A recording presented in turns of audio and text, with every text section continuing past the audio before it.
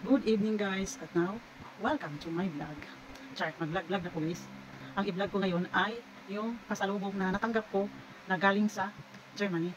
I-vlog ko to para makita nyo kung gaano ka-powerful ang Jumcar.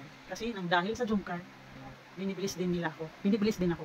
Una, nakatanggap ako ng blessings ngayong araw. Hindi lang to pangalawa ko na itong natanggap.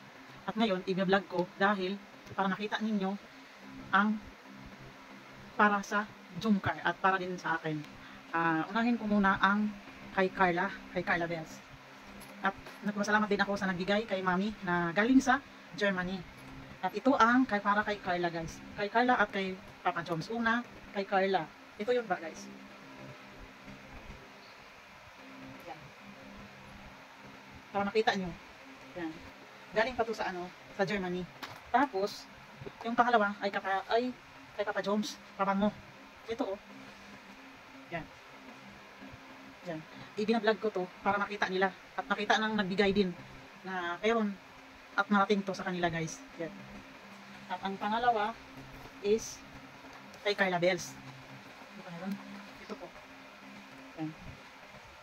Yan, kay Carla. Tapos, hindi lang kay kanila, meron din akin. Yung akin naman, ito guys oh. Favorite ko, tea. Yan ang favorite ko guys. Tea. At meron din akong pabango. Yan, pabango. Yan ang sa akin.